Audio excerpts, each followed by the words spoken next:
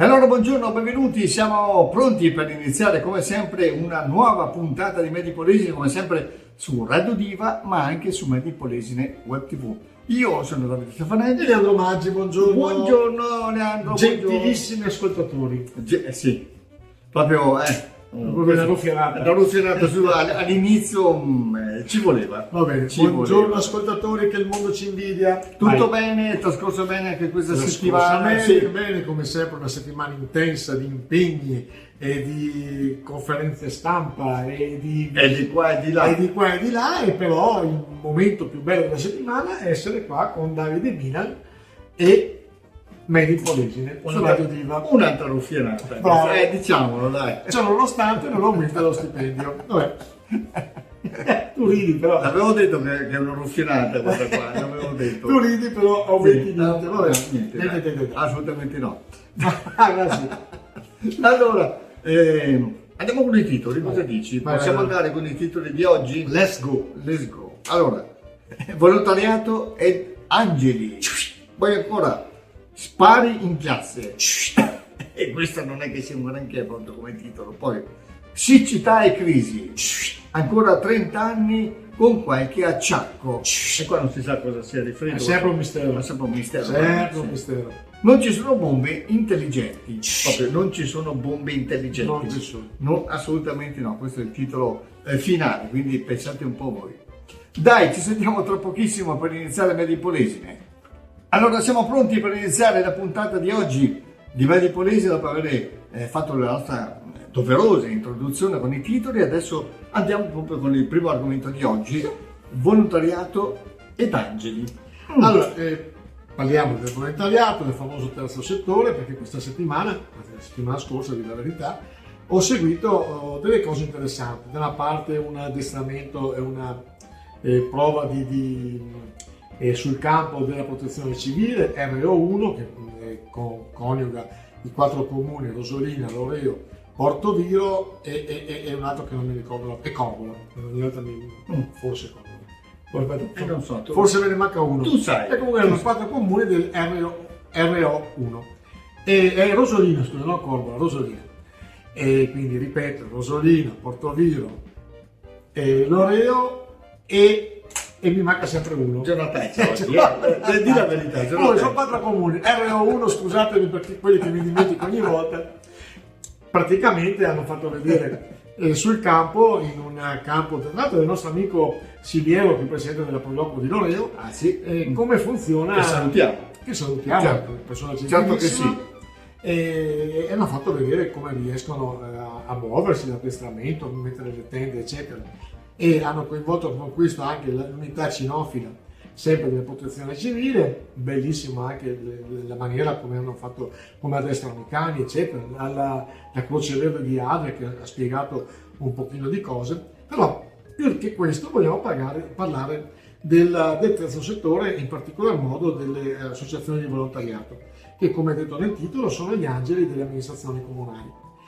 Un'altra cosa che ho seguito è stata molto interessante: la Solidarietà Delta, che è un'associazione di Porto Tolle con sede a Cavenier, dove hanno fatto un supermercato dove le persone che hanno qualche difficoltà economica possono andare attraverso una tessera dove si raccolgono dei punti a comprare in un supermercato adeguato, ed è una cosa interessante. Però, oltre che fare i complimenti a tutte le associazioni, non ultimo anche mi viene in mente l'Auser, che portano gli anziani negli ospedali, eccetera, eccetera, eccetera. Quanto sono un braccio importante delle amministrazioni comunali e quanto le amministrazioni comunali considerano questo braccio così importante, perché secondo me uno dei problemi, ma proprio questa è una considerazione che faccio io, magari sbaglio, e magari se sbaglio qualcuno mi può correggere. Un po' si adagiano sul fatto le amministrazioni comunali, ma anche le amministrazioni provinciali, regionali e anche nazionali, sul fatto che ci sono questi volontari, che ricordiamo non prendono assolutamente niente, non guadagnano neanche un soldino e sono disponibili H24. Succede un'alluvione, c'è la protezione civile, c'è da portare un anziano in ospedale, c'è l'AUSER, e c'è da fare un'altra cosa per le persone più indigenti, c'è la Caritas oppure appunto Solidarietà Delta, eccetera. E forse, ma questa è una domanda provocatoria, una maniera per pararsi la coscienza da parte delle amministrazioni, come ripeto, comunali, provinciali, regionali, nazionali, e affidare tutto questo ai volontari, dove non ti costa niente e fondamentalmente fanno bella figura loro. Ecco, che qualcuno ne approfitti della situazione, praticamente, è questo che volevo Sì, dire. ecco, praticamente mi dà questo senso qua, nel senso che se non ci fossero bisognerebbe inventarsi una struttura che viene pagata. Ci sono, vabbè, bravi, complimenti, vi diamo la targa, vi diamo da mangiare ogni 2 mesi, però cioè, è un sistema per spendere poco, però questa è la mia impressione e in ogni caso io faccio veramente i miei complimenti a tutti i volontari di tutte queste associazioni che sono straordinarie, quindi ecco, non è una critica nei loro confronti, è una critica nei confronti di chi dovrebbe ogni tanto aprire anche il borsellino e invece in questa maniera qua non lo apre. Stop. Vabbè, questo qua Allora scioppo è una cosa un po', diciamo, intricata, se vogliamo, che forse non riusciremo mai ad arrivare a capo di questa situazione. Venire a capo si riuscirebbe pure, No, insomma, però forse lo vogliono vivere. vabbè, dai. Non andiamo ad approfondire questo argomento perché non è neanche non è di nostra competenza. Insomma. Tu sai che faccio un altro programma che si chiama 4 ciaccoli in libertà. Sì. E più o meno questo qua anche. Cioè, questo qua è una impressione che abbiamo io e te durante la settimana, le cose che vediamo, che controlliamo, tra l'altro in un osservatorio abbastanza privilegiato, nel senso che abbiamo veramente la possibilità molto spesso di entrare a contatto con le persone che hanno dei ruoli, eccetera, eccetera, eccetera. E quindi fare queste considerazioni, fare queste ciaccole appunto di libertà, secondo me è importante. Beh, certo sì. Facciamo da portavoce delle persone normodotate come noi, Sì. che non hanno nessun ruolo, nessun scopo anche Sì, tra l'altro noi politico. l'abbiamo detto anche un sacco di volte, se qualcuno avesse qualcosa da Noi siamo dire qua. o qualcosa da precisare in merito a questa situazione che abbiamo appena elencato, oppure anche ad altre, noi siamo qua a disposizione, non ci tiriamo indietro. Dai, allora ci sentiamo tra pochissimo per continuare Medipolesine. E siamo così rientrati, siamo pronti per continuare la puntata di oggi di Medipolesine. Vi ricordo, ogni sabato tra le 11 e mezzogiorno, poi in replica la domenica tra le 10 e le 11. Adesso il secondo titolo, Spari in classe. Questa è una cosa, insomma, Allora, ha fatto il giro del web più o meno giovedì. sì, l'abbiamo visto un po' tutti quanti. Mercoledì di una scolaresca della scuola ITIS, mi sembra, di Rovigo, dove un ragazzino ha 16-17 anni, quindi penso sia questa l'età più o meno di riferimento, con una scacciacani che spara però pallottolini di plastica, ha sparato la prof. Una goliardata sicuramente, probabilmente non si rendeva conto il giovane della gravità del fatto che ha fatto sta che ha colpito la professoressa, alla quale dedichiamo tutta la nostra solidarietà. Beh, certo, sì. E gli ha fatto anche male sicuramente. Abbiamo visto il filmato, l'ha trasmesso anche la RAI, tra l'altro è stata la voce di Rovigo la prima a diffonderlo, e che salutiamo naturalmente. Beh, certo. E però facciamo anche qua un paio di considerazioni. La prima considerazione è che fondamentalmente ci sono due mondi separati, il mondo dei professori e dei maestri e il mondo degli studenti, e sono due mondi paralleli che non si incrociano mai. Quindi lo studente fondamentalmente cerca di fregare il professore fondamentalmente deve sempre cercare di non farsi fregare dallo studente. Però la mancanza di rispetto che c'è in questo caso, dove c'è sempre stato il ragazzo deficiente che fa la goliardata, C'è sempre che sfugge di mano. il bullotto. come Il diciamo. bullo. La cosa che più ha spaventato chi ha visto il filmato è che tutta la classe a un certo punto ride, in un fatto veramente gravissimo. E che dire, qualcuno dice non bisogna portare poi più perché poi dopo il problema diventa virale, perché uno di questi, cioè uno ha sparato e uno ha ripreso tutta la faccenda. Sì. Probabilmente quindi se fosse rimasto circoscritto all'interno della classe avrebbe preso sicuramente un provvedimento il professore energico rispetto al ragazzo che ha sparato, gli avrebbe sospeso magari addirittura cancellato dalla scuola, eccetera, e ci sta pure. rendendolo virale diventa una cosa dove purtroppo qualcuno può anche emularlo. Mi ricordo ad esempio quando hanno cominciato a dire hanno buttato le pietre da cavalcavia. Non è che il giorno dopo non ha più mandato pietre a nessuno, anzi il giorno dopo si è amplificato e cominciano a sparare pietre dalla mattina alla sera, come se non ci fosse un domani. Ho paura che anche questo qua, anche questo fatto, il fatto che hanno sparato con uno scacciacani, ricordiamo con uno scacciacani, con un pallino di plastica, quindi non è in pericolo di vita fortunatamente, però il fatto di per sé è molto grave. È grave perché il giovane o i giovani non hanno avuto rispetto per un'autorità che in quel momento è il professore, e come ti ripeto a me ha colpito moltissimo il fatto che hanno riso tutti. Che dire, è una soluzione eliminare per esempio i telefoni nelle classi? Anche questo secondo me potrebbe essere una cosa abbastanza importante, al di là dell'episodio. Se lo vediamo noi adulti col telefonino siamo molto distratti, quindi abbiamo un secondo di pausa, invece di chiacchierare con qualcuno tiriamo fuori il telefonino e cominciamo a scrollarlo. Questa qua è verissima, perché succede anche, una parentesi, che ne so, sei in una sala di attesa, se una volta si chiacchierava, anche se non lo conoscevi, passava la parola di qua e di là. Si è in una sala di attesa, che ne so, dal dottore o fare una visita, tutti sono 5, 6, 7, 8, 10 persone, nessuno si guarda, è vero. E tutti col telefonino a smanettare, e questo e quindi forse a scuola sarebbe giusto eliminarlo, lo depositi nella guardiola del bidello del personale ATA e dopo finita la scuola te lo vai a riprendere.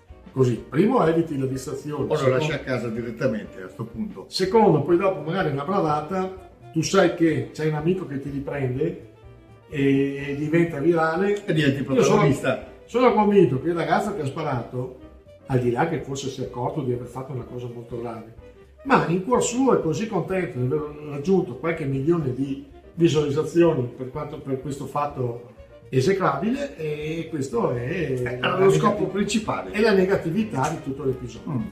Comunque, in ogni caso, solidarietà alla prof. Poi c'è da dire che i prof stanno facendo un lavoro veramente difficile. Non c'è lì nell'audio. È difficile poi capire questa cosa. Non so, penso funzioni tutto quanto. Allora speriamo.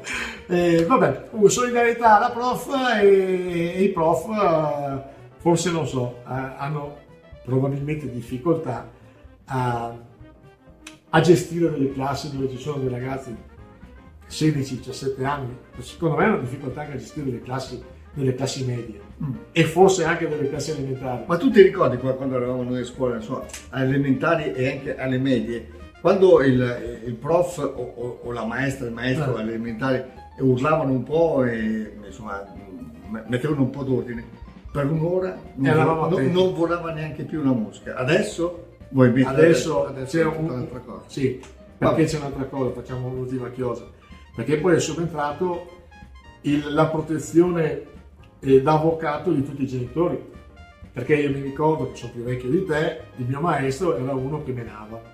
Vabbè, menare, questo è una cosa estrema. Se lo fai adesso, va bene. Non dico menare, però se magari dici una sgridata al figlio, molto spesso intervengono i genitori e chi ci rimette. Invece una volta stavi zitto perché quando arrivavi a casa ti arrivava il resto. Ma questo è un discorso da vecchi. Dai, ci fermiamo perché siamo oltre. Sì, abbiamo sforato di parecchio.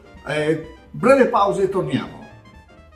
Miei cari, questa è Medipolesine, tutte le settimane siamo qui su Radio Diva e su Medipolesine Web TV. Io sono Davide Stefanelli, lui invece è Leandro Maggi, Lelu, come si dice Lelu, e adesso un altro titolo. Parliamo di siccità e crisi. Allora, giovedì scorso, 3 giorni fa, c'è stata una cosa interessante al Museo della Bonifica di Taglio di Po, quindi di Cavendramì Taglio di Po, è organizzato dal Consorzio di Bonifica Adige Po e Delta Po.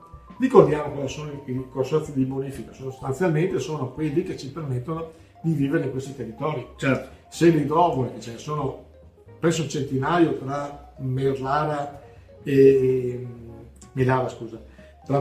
Vanicata, nei 2 consorzi di riferimento, appunto Adige Po e Delta Po, se non ci fossero loro, noi in una settimana avremo l'acqua in casa, come l'acqua alta. Fino qua. Esatto. Fino qua, alla gola. quindi ben vengano questi, però sono costretti ogni anno ad affrontare un'emergenza. Quest'anno è stata l'emergenza siccità e crisi, abbiamo vissuto tutti, addirittura il cuneo salino famoso è salito fin quasi penso fino a Corbola, più o meno, fino a Papozze, quindi dalla Foggia sono 30 km ed è stato un caso straordinario. E allora c'è stato questo incontro interessante, appunto a Cavendrami erano presenti tutti gli attori importanti, i consorzi, l'AIPO del bacino del Po, eccetera, eccetera, quindi una cosa molto interessante. Cosa è venuto fuori? Che per quanto riguarda la siccità, l'unica maniera è praticamente preservare l'acqua che viene giù durante l'anno, con la pioggia, oppure quando ci sono le piene, eccetera, mentre quando ci sono le piene, quando c'è la pioggia, vanno poi a finire a mare, quindi sono inutilizzabili in momenti di siccità. E c'è questo progetto gigantesco, e secondo me interessantissimo, di fare degli invasi. Ci sono degli invasi diffusi, faccio un pochino riassunto quanto ha detto l'ingegnere Mantovani, che è Giancarlo Mantovani, che è direttore di tutti e due, una cosa strana, di tutti e due i consorzi, dicendo che non si faranno degli invasi tipo delle cave, come ci sono in altri posti più fortunati, che ci sono delle cave e possono riempirle con milioni di metri cubi d'acqua, ma ci saranno degli invasi che più o meno nelle terre si metterà l'acqua, quindi stanno cercando di superare questo veramente problema che si ripeterà probabilmente ciclicamente molto più frequentemente di una volta. Una volta c'era ogni 10-15 anni l'estate particolarmente siccitosa e arrivava magari il cuneo salino fino a Taglio di Po. Quest'anno, come l'anno scorso, come il 2003, è arrivato fino a Papozze e le previsioni sono che con il cambiamento climatico si arrivi che ogni anno c'è questa cosa, non ogni 10-15 anni come poteva capitare, esatto, una volta, un fatto eccezionale, insomma. Quindi complimenti ai consorzi che stanno facendo un bellissimo lavoro. Poi dopo cosa c'è il problema del consorzio? Quando porti arriva a casa da pagare il consorzio piace a nessuno, no, quando io di pagare non piace a nessuno, però dove abitiamo noi è un male necessario. Quindi grazie ai consorzi, li salutiamo. Tra l'altro che c'è stato veramente molto, io ho fatto un paio di interviste con Roberto Branco, che è il presidente del consorzio Adige Po, e Tugnolo, che è il presidente di Delta Po. Bravi! Bene, questa è una notizia positiva. Una notizia positiva, come sapete che stanno lavorando, stanno studiando per dovesse andare a buon fine, insomma, questa è una cosa. Ma da quello che ho capito io dell'incontro di Cavendrami, dovrebbe essere sicuro il 100% del finanziamento di questo. Si parla di qualche milioncino di euro comunque. Ok. Ci sentiamo tra poco. Siamo sempre noi, quelli di Medipolesine, miei cari, e adesso un altro titolo che andiamo ad affrontare molto molto interessante. 30 anni con qualche acciacco. Qua. Allora, a chi siamo riferiti? Stiamo parlando del porto di Adria. Porto di Adria non è una persona fisica, ma è il porto. È un centro commerciale. Sì. Perché diciamo con qualche acciacco? Perché effettivamente c'è la difficoltà di tutte le attività commerciali. Chi frequenta il porto come me, veramente forse da 30 anni, l'ho sempre frequentato. Un po' tutti quanti. Un po' tutti quanti. È uno dei pochi periodi che vediamo che ci sono, specialmente in galleria, tanti negozi chiusi. Quindi mi ricordo 30 anni fa, quando ho aperto il porto, che uno dei problemi dicevano il porto farà chiudere tutti i commercianti. Effettivamente ci ha dato una bella sfondata. Qualcosa è successo, sì. Ci ha dato una bella sfondata. E adesso anche il porto sia un po' in difficoltà. Questo per me è determinato dal fatto che c'è un'altra offensiva che i commercianti in generale, e in questo momento anche i centri commerciali, devono assorbire, che è quello delle vendite per web. Esatto, sì. Quindi l'e-commerce che sta veramente spopolando per una serie di fattori, non ultimo il fatto che se sbagli un articolo, tanto lo trovo, e poi se lo sbagli un po' indietro, sì. Quindi ed è un'offensiva che sicuramente nessun commerciante di nessuna latitudine può far fronte, nel senso che non può, si può permettere di avere un magazzino con qualche milione di articoli, come per esempio Amazon, ma anche eBay, eccetera, e poi la possibilità che se lo compri te lo porta fra un paio di giorni e non ti piace glielo puoi restituire. Quindi c'è qualcosa che È una bella comodità, diciamo. è una grandissima comodità, però nessun altro può farlo. No, assolutamente no. Nessun altro, non c'è centro commerciale o punto vendita, per quanto sia grande e importante, che lo possa fare. Quindi 30 anni con qualche acciacco, noi speriamo che anche il porto, virgola, ma soprattutto anche tutti i piccoli commercianti riescano a trovare la quadra per fare una concorrenza anche a questo tipo di commercio che sta imperversando in tutto il mondo. Io poco tempo fa ho comprato delle cose di 4 euro di importo dalla Cina senza spendere neanche un soldo di trasporto. E com'è possibile? Come ti 4 chiedi, euro speso. ma com'è possibile che io acquisto 4 euro di materiale E me lo mandano dalla Cina e non c'è nessun importo di, che ne so, di spesa di trasporto, niente, assolutamente. Cioè, è una cosa come che... si fa? Sì, a parte che non ce lo diranno mai. No, Però fatto sta che diventa un'altra ulteriore concorrenza dove non si può controbattere, eccetera, eccetera. Quindi solidarietà, noi siamo un programma di solidarietà. Questa solidarietà la diamo ai centri commerciali da una parte e soprattutto a tutti i commercianti piccoli o grandi nelle città, nei paesi, che effettivamente hanno un concorrente spietato al quale è difficile veramente. che è il web. L'e-commerce. Sì, esatto, sì. Se poi aggiungiamo che l'e-commerce ha la sede fiscale in Olanda che paga l'1% di tasse, capisce tante cose. Ma questa è un'altra storia. Dai, ci sentiamo tra poco per l'ultimo argomento di oggi. E allora siamo qua, siamo pronti per affrontare quello che è il nostro ultimo argomento di oggi. Parliamo, il titolo insomma è un po' così, se vogliamo. Non ci sono bombe intelligenti, questo è un dato di fatto, insomma, non è che ci sia poi tanto da pensarci sopra. Sì, noi invece di noi sì. Perché parliamo così? Perché è una frase che ha detto Tony Capuzzo. Tony Capuzzo, per chi non lo conosce, ma sicuramente tutti i nostri ascoltatori lo seguono. L'hanno visto almeno una volta in TV. Esatto, è un giornalista, tra l'altro inviato di guerra, che è venuto la settimana scorsa ad Adria, ma è ormai un amico di questa zona qua perché si è presentato sia a Corvola che a Cavarzere, mi sembra che a Portoviro, quindi ormai conosce le nostre zone. Certo che sì. E allora, parlando di guerra, ha fatto un libro che si chiama Balcania, che era un libro, un reportage su quanto è successo in Serbia, cosa è stato 20 anni fa, ormai 25? Sì, una ventina d'anni fa, sì.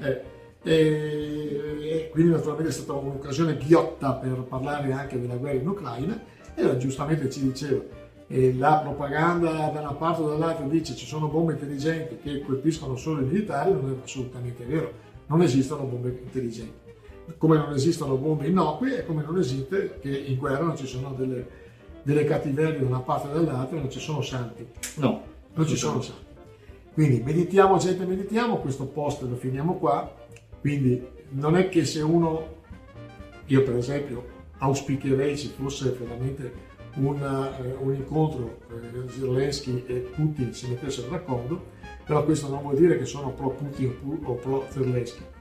Penso che la diplomazia deve avere un ruolo e le bombe un altro. Sì. Le bombe non devono avere un ruolo. Un po' tutti vogliamo che questa cosa finisca il prima possibile, perché arreca solo danno all'intero continente, diciamo. Sì, al di là del fattore economico, ma anche, come si dice, una polveriera sempre accesa, che basta che qualcuno ci butta un cerino, faccia una mossa sbagliata e ci siamo andati tutti fino a casa. Sì. Quindi ha ragione, come sempre, Tony Capuzzo. Io l'ho conosciuto ed è un grandissimo giornalista, un piacere parlarci, anche un piacere di confrontarsi con una persona che ne ha viste di cotte e di crude, e quindi ha ragione lui. Non ci sono bombe intelligenti. Dai, allora abbiamo concluso gli argomenti di oggi, tra pochissimo per i saluti finali.